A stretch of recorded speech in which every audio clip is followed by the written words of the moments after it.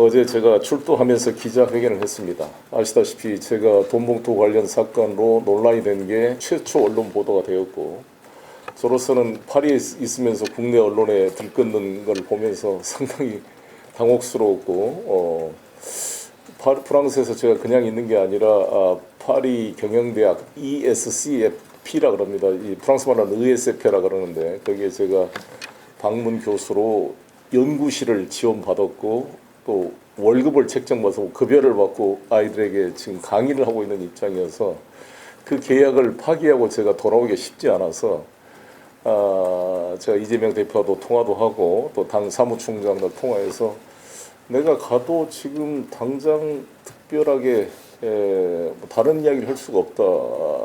그래서 가나 이걸 마치고 왔으면 좋겠다 그러는데 워낙 당 분위기가 귀국했으면 좋겠다 이런 입장이어서 아시다시피 제가 4월 24일 날 파리에서 기자회견을 했습니다. 그때 기자회견의 취지는 모든 정치적 책임은 제가 지겠다. 저로 인해서 당과 국민 여러분께 누를 끼쳐서 송구스럽다는 저의 입장을 밝히고 따라서 이 정치적 책임을 지려고 그랬더니 제가 아시다시피 지난 대선 패배의 책임을 지고 당대표를 또 사임을 했고 또 서울시장 선거에 출마하면서 국회의원도 사퇴했기 때문에 책임질 수 있는 유일한 길은 당 상임 고문직과 당 탈퇴였습니다. 정말 제가 정치를 시작한 이래 한 번도 당을 탈당해 본 적이 없고 한 길을 걸어왔는데 민주당을 탈당을 하니까 눈물이 앞을 가리더라고요 사실. 그래서 그러나 저로서는 제가 책임질 수 있는 방법이 이것밖에 없었기 때문에 탈당을 했고 그러나 이제 법적 책임 부분은 내가 들어가서 이 문제에 대해서 입장을 밝히겠다. 내가 이 돈봉투 논란이 있었지만 내가 몰랐던 사안이기 때문에 이런 일을 밝혔고요. 동시에 저는 이 수사가 대단히 불순한 느낌이 든다. 정치적 기획 수사라 이런 평가를 했습니다. 그래서 바로 귀국을 해서 지금까지 딱 그 4월 24일 날 제가 귀국했으니까 거의 7개월 보름 만에 어제 검찰이 저를 소환을 했습니다. 어제 검찰청에 가서 검사들한테 이야기했습니다만 과연 이게 특수부 검사가 수사할 사안인가? 이게 형사부나 공공수사부가 맡아야 될 사안이 아닌가? 왜 김건희를 수사하지 않습니까? 이걸 검사들에게 물어봤습니다. 그리고 이게 당내 선거 2년 전 일이고 이 공직선거법은 아시다시피 공소시효가 6개월입니다. 4년 임기짜리 국회의원과 5년 임기짜리 대통령도 법적 안정성을 위해서 선거가 끝나면 6개월 이내에 공소 제기가 안 되면 공소시효가 완료돼서 더 이상 법적 다툼이 없도록 만들었습니다. 왜냐? 법적 안정성을 위해서 이제 당선된 국회의원, 당선된 대통령이 열심히 일을 해라고 이렇게 도지사도 마찬가지죠. 이렇게 6개월의 공소시효를 두고 있는데 공직선거법에 의해서 훨씬 비난 가능성이 적고 내부적인 자율성이 더 보장된 영역이라고 할 수 있는 정당 내부의 선거를 가지고 이렇게 6개월의 공소시효도 없이 2년 전 일을 가지고 수사한다는 것 자체가 이례적인 일이고 그것도 무슨 내부 고발이 있었던 거 아니고 특수부가 인지 수사를 한 것은 헌정사상 처음 있는 일이다. 이런 점을 제가 지적을 했습니다. 그런데 그 밑에 저를 담당한 검사들이 4분이 저를 수사했는데 부부장 검사와 검사 한 분씩 이렇게 첫 번째 오전에는 그 부부장 검사님이 그쪽에서 제가 속해 있었던 제가 참여했던 평화와 먹고 사는 문제 연구소 법인 후원 관계 그 부분을 집중적으로 수사를 했고 또 언론에서 논란이 됐던 것처럼 제가 무슨 소각장 인허가 관련해서 4천만 원 그게 제가 직접 받은 게 아니라 제가 속해 있는 먹고 사는 문제 연구소에 공식 후원을 하던 여수 상공회의소 소속 그 회사가 후원한 금액 중에 4천만 원이 소각장 인허가 관련된 직무 관련성이 있는 걸로 의심이 된다라는 취지였잖아요. 언론에도 한번 보도가 됐고 저를 압수수색했을 때 압수수색 영장 피의 사실도 그거였습니다. 그걸 가지고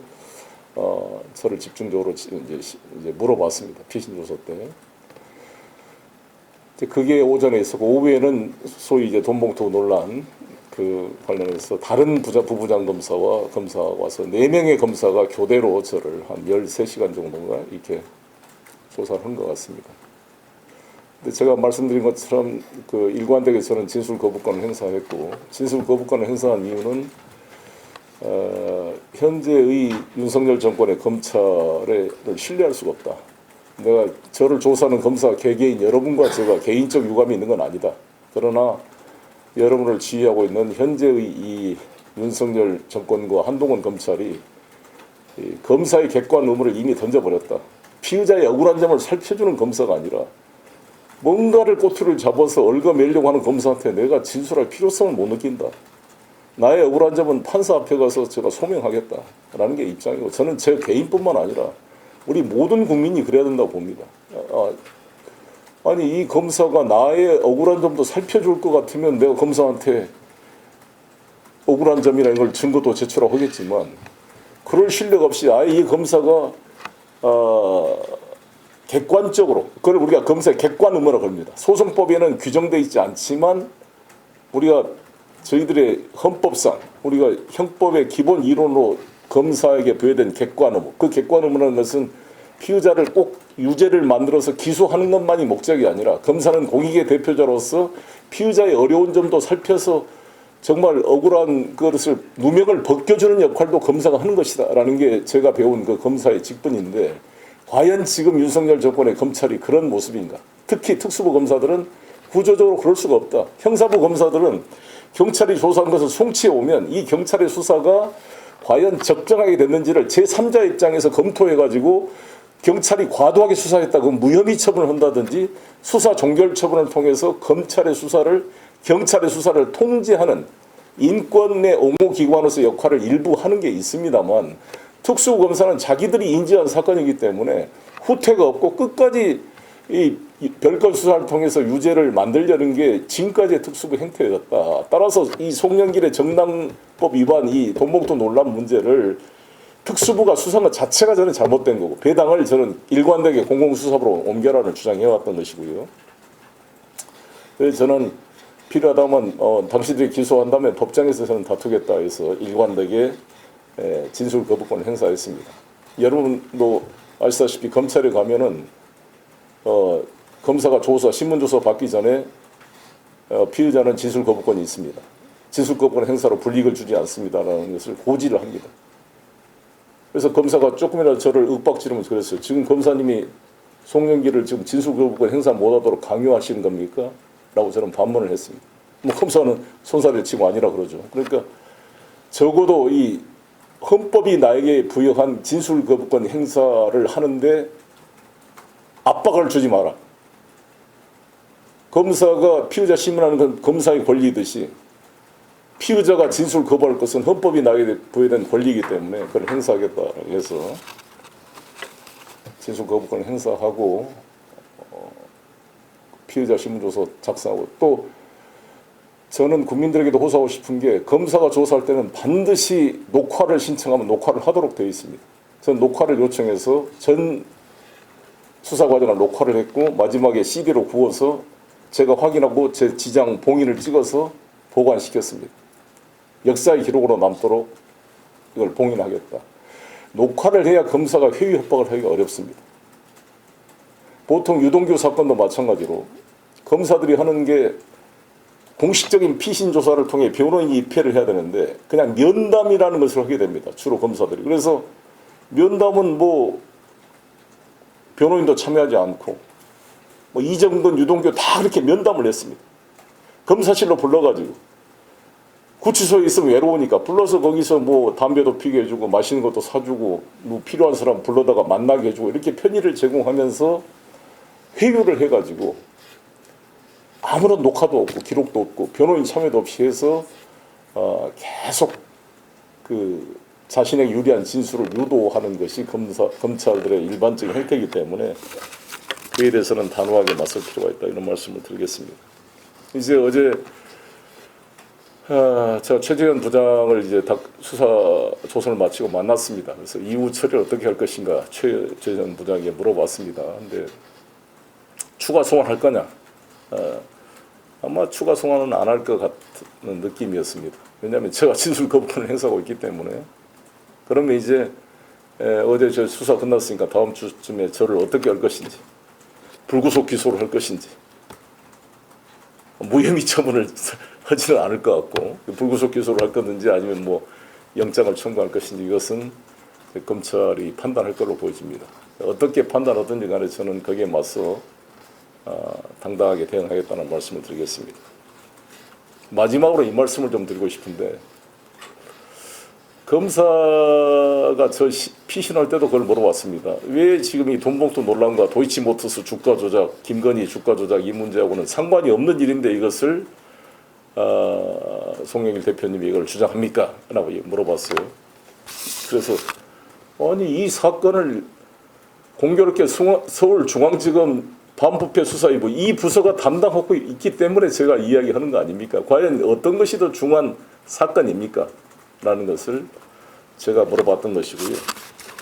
이 점을 분명히 하고 싶습니다. 보통 일반 학자들이나 언론이 불법에 있어서의 평등은 없다 이런 얘기를 합니다. 불법에 있어 평등이라는 것은 교통법규를 위반하는데 다른 사람은 단속 않고 나만 단속하면 왜 나만 갖고 그래?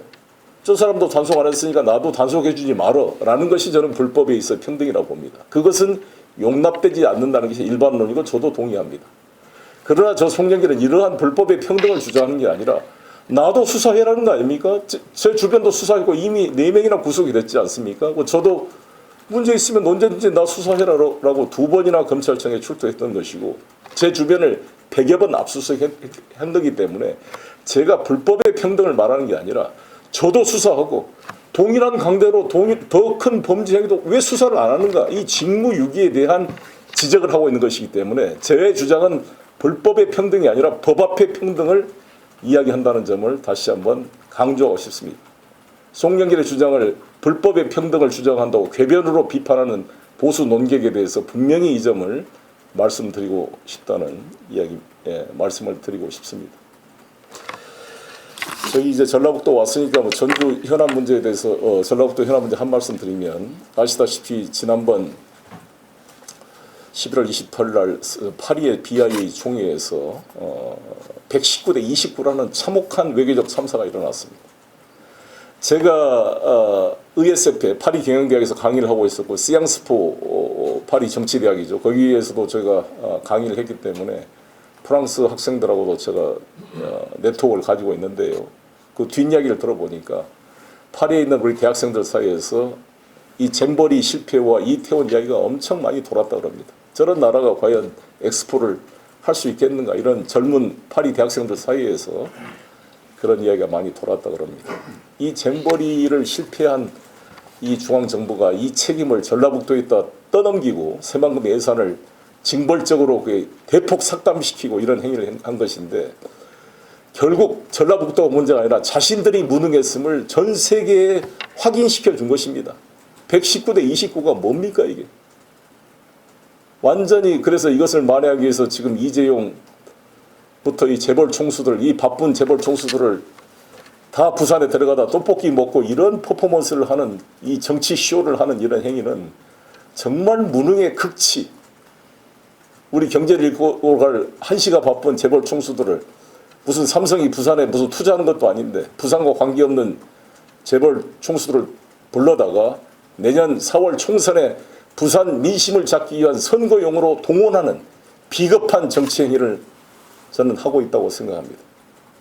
이런 점에 대해서 강력히 지적하고 싶고 이 중앙정부는 이 잼버리를 핑계를 전라북도에다 떠넘기고 잼버리 예산을 깎고 잼버리 이 새만금에 있는 그린수소 산업단지 이런 프로젝트에서 예타가 지금 제대로 안 되고 있는 것 같은데 여러 이런 분야에 대해서 전향적 태도를 취할 것을 촉구하면서 저의 간단한 소회를 말씀드리고 기자 여러분의 질문에 답하도록 하겠습니다.